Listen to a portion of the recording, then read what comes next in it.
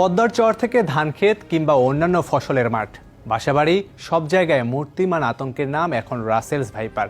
যেন সাক্ষাৎ মৃত্যুদূত, যার এক ছোবলই যথেষ্ট জীবন নাশের জন্য। দিন দিন মৃত্যু তালিকা বাড়িয়েই চলছে বিষধর এই সাপ। গত 1 থেকে 1.5 মাসেই অহরহ মৃত্যুর খবরে পুরো দেশেই এখন হট টপিক রাসেলস ভাইপারের বিস্তৃতি। বাংলাদেশের বিগ 4 এই সাপের মুখোমুখি হচ্ছেন দেশের বহু জেলার মানুষ। একের পর এক দংশনে প্রাণ হারাচ্ছেন অনেকে। দর্শক, বুঝতেই পারছেন কেন রাসেলস ভাইপার এতটা আতঙ্ক ছড়াচ্ছে।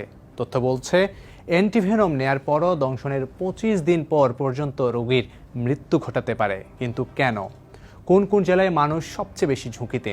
কেনই বা ধানক্ষেত, বাসাবাড়িতে হুমকির কারণ? করণীয় কি? এসব নিয়ে জানার চেষ্টা করব এবারের সারমর্মে। সঙ্গে আছি লাবিব হাসান।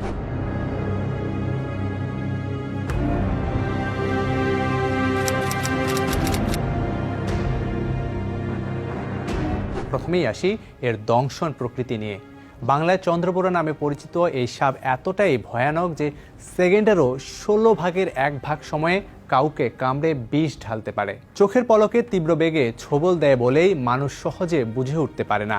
কামড় দেওয়ার পরে অন্যান্য সাপের মতো পালিয়ে যায় না। ছোবলের পরও তার জায়গাতেই কুণ্ডুলি পাকিয়ে ঘাপটি মেরে থাকে। তথ্য বলছে, চন্দ্রবোরা সাপ গোখরার মতো করে বারবার ফোঁস ফোঁস শব্দ করে তেড়ে আসে না, তবে বিরক্ত বোধ করলে উচ্চস্বরে হিসিস শব্দ করতে থাকে, অনেকটা প্রেসার কুকারের শীষের ন্যায়।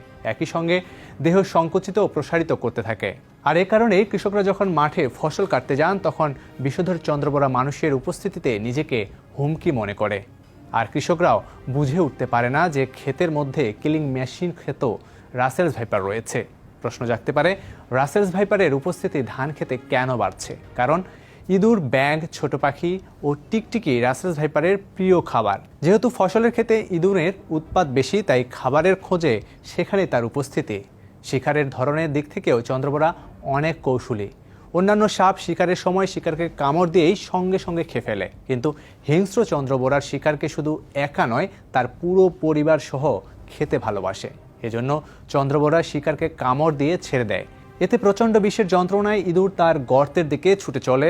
চন্দ্রবোরাও তার পিছু পিছু গিয়ে সে গর্তে ঢুকে সব ইঁদুরকে খেয়ে ফেলে। আর শিকারের পিছু নিতে গিয়ে বাসা বাড়িতেও ঢুকে পড়ে রাসেলস ভাইপার। অন্যান্য সাপ মানুষকে এড়িয়ে চলার চেষ্টা করলেও এ সাপটির স্বভাব ঠিক তার উল্টো। বেশিরভাগ ক্ষেত্রে খোলা, ঘাসযুক্ত বা ঝোপঝাড় এলাকায় থাকতে স্বাচ্ছন্দ্য বোধ করে বলেই বাড়ির পাশের ঝোপঝাড়ে তার দেখা পাওয়াটা অস্বাভাবিক কিছু নয়।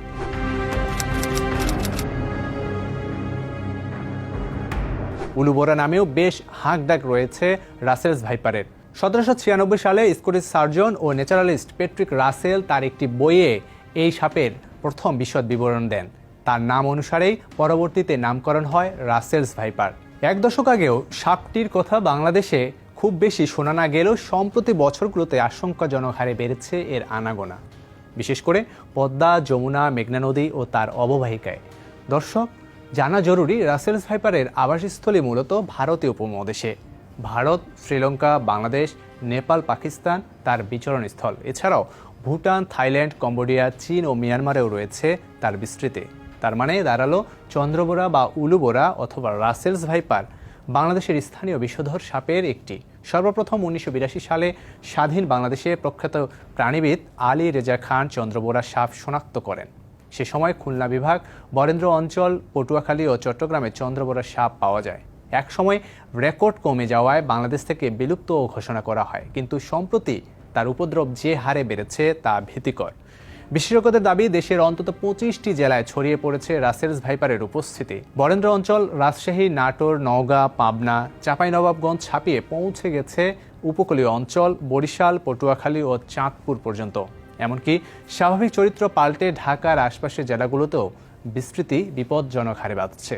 সম্প্রতি দিনাজপুর, মেহেরপুর, চুয়াডাঙ্গা, কুষ্টিয়া, ঝিনাইদহ, যশোর, ভোলা, লক্ষ্মীপুর, নোয়াখালী ছাড়াও মানিকগঞ্জ, মুন্সিগঞ্জ, রাজবাড়ী, শরীয়তপুর, মাদারীপুর হয়ে উঠছে নতুন নতুন হটস্পট। প্রায় এসব এলাকা থেকে আসছে দংশনে মৃত্যুর খবর, যাদের বেশিরভাগই দরিদ্র কৃষক ও কৃষি শ্রমিক। পুরানো রেকর্ডের মধ্যে রয়েছে নীলফামারী, রংপুর, জয়পুরহাট, বগুড়া, সাতক্ষীরা, খুলনা, বাগেরহাট ও চট্টগ্রাম।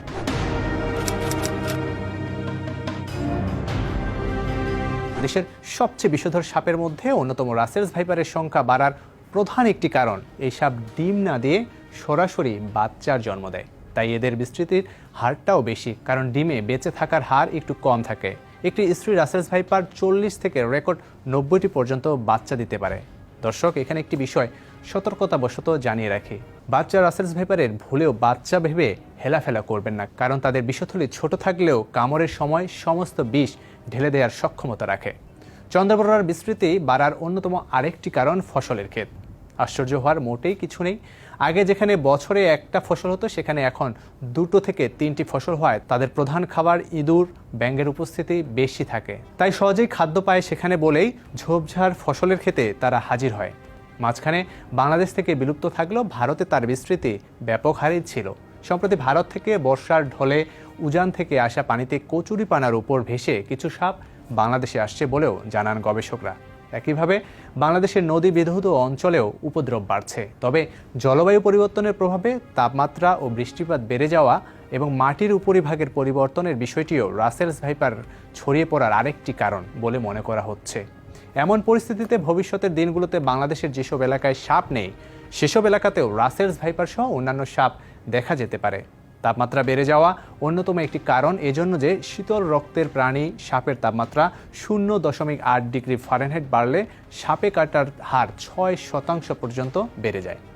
অতিরিক্ত গরম থেকে বাঁচতে সাপ ছায়া, অন্ধকার, আর্দ্রতা ও খাবার খোঁজে।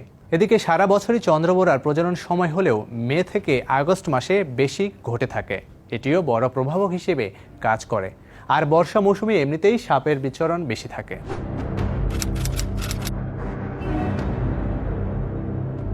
দেশে প্রায় 104 প্রজাতির সাপের মধ্যে 30 প্রজাতি বিষধর। রাসেলস ভাইপার অন্যতম হওয়ার কারণ সাপটি দংশনের সময় সর্বোচ্চ পরিমাণে বিষ ঢেলে দিতে পারে, যা রক্তে প্রবাহিত হয়। কেননা এর ছোবলের বিষক্রিয়া রক্তে মারাত্মকভাবে জটিলতা সৃষ্টি হয়। বিষ হেমোটক্সিন হওয়ায় রক্ত জমাট বাঁধতে পারে না, লোহিত কণিকা নষ্ট হয়ে যায়। ফলে রক্তনালী ফেটে গিয়ে অভ্যন্তরীণ রক্তক্ষরণ হওয়ায় চামড়ার নিচে জমা হয়। চন্দ্রবোরার বিষ দাঁত 0.65 ইঞ্চি, যা সবসময় মৃত্যু ঘটানোর মতোই। যথেষ্ট বিষ না ঢেলে দিলেও মৃত্যুদূতকে স্বাগত জানায়, কারণ প্রচুর রক্তক্ষরণের পাশাপাশি কিডনি দ্রুত বিকল হয়ে পড়ে, প্রস্রাবে দেখা দেয় সমস্যা, দংশিত স্থান ফুলে যাওয়া সহ প্রচণ্ড ব্যথা অনুভব হয়, মাড়ি, নাক দিয়ে রক্ত পড়া, এমনকি রক্ত বমি কিংবা কফের সাথেও রক্ত বের হওয়ার সম্ভাবনা থাকে। তাই যত দ্রুত সম্ভব অ্যান্টিভেনম নিতে হবে, সম্ভব হলে 100 মিনিটের মধ্যে। যদিও 72 ঘন্টার মধ্যেও দেওয়ার গবেষণা রয়েছে, তবে মনে রাখতে হবে অ্যান্টিভেনম নিলেই কিন্তু সুস্থ নয়। গোখরা, কেউটে ইত্যাদি সাপের বিষ নিউরোটক্সিন বলে এরা সরাসরি কেন্দ্রীয় স্নায়ুতন্ত্রে আক্রমণ করে। তাই এদের বিষ নষ্ট করতে অ্যান্টিভেনমই যথেষ্ট। ভাইপারদের বিষ হেমোটক্সিন, তাই রক্ত জমাট বাঁধিয়ে দেয়। এতে শরীরের বিভিন্ন স্থানে রক্ত প্রবাহ থেমে যায়, বিশেষ করে হৃৎপিণ্ড, ফুসফুস, যকৃৎ বা কলিজা, বৃক্ক ইত্যাদি আক্রান্ত হয়ে রক্ত প্রবাহ বন্ধ হয়ে মৃত্যুর কারণ হয়ে দাঁড়ায়। তাই রাসেলস ভাইপারের কামড়ে বাঁধন দেয়া, ওঝার কাছে কাটাছেঁড়া করা আরও বেশি বিপজ্জনক, কারণ ক্ষত দিয়ে রক্ত ভয়ানকভাবে ঝরতে পারে। এমন অবস্থায় রোগীর নরক যন্ত্রণা ভোগ করে মৃত্যু ঘটে। এজন্য হেমোটক্সিন বিষ নিউরোটক্সিন ও সাইটোটক্সিনের চেয়ে তুলনামূলক দুর্বল হলেও মারাত্মক ঝুঁকিপূর্ণ। এমনকি 24 ঘন্টার মধ্যেও মারা যাওয়ার রেকর্ড রয়েছে। এ সময় আরেকটি গুরুত্বপূর্ণ বিষয়ে মাথায় রাখতে হবে, কামড়ানো অঙ্গ নড়াচড়া করা হলে রক্ত দ্রুত প্রবাহিত হওয়ার সঙ্গে সঙ্গে বিষ দ্রুত ছড়িয়ে পড়ার সম্ভাবনাও থাকে। তাই রাসেলস ভাইপারের ক্ষেত্রে শুধু অ্যান্টিভেনম দিয়ে ছেড়ে দিলেও অঙ্গে পচন ধরে মৃত্যু হয়। এজন্য পরবর্তীকালীন চিকিৎসা করাতে হয়। রোগীর অবস্থা বিবেচনা করে এই চিকিৎসা 2 বছর পর্যন্ত দীর্ঘ হতে পারে।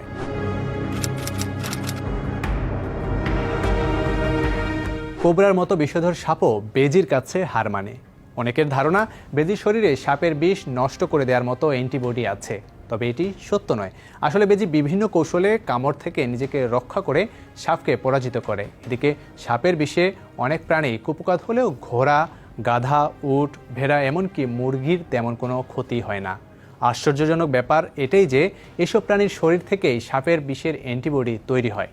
এই বিষয়টিকে কাজে লাগিয়েই বাণিজ্যিকভাবে ঘোড়ার শরীর থেকেই সাপের অ্যান্টিভেনম তৈরি করা হয়। মূলত সাপের বিষ সংগ্রহ করার পর নির্দিষ্ট তাপমাত্রায় জমিয়ে তা ঘোড়ার শরীরে দেয়া হয়। এতে ঘোড়া কয়েকদিন অসুস্থ থাকলেও 3 থেকে 4 দিন পর তাদের রক্তে অ্যান্টিবডি তৈরি হয়, পরবর্তীতে যা রক্তরস আলাদা করে সংগ্রহ করা হয়।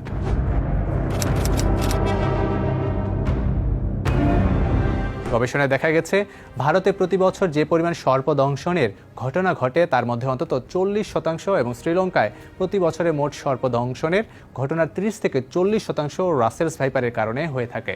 বাংলাদেশের ক্ষেত্রেও তা ভয়ানক রূপ নেয়ার পথে। এজন্য থাকতে হবে সচেতন।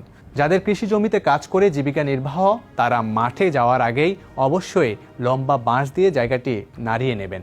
পারলে গামবুট পরে, জিন্স প্যান্ট, ট্রাউজার পরে, হাতে গ্লাভস লাগিয়ে কাজে নামতে হবে।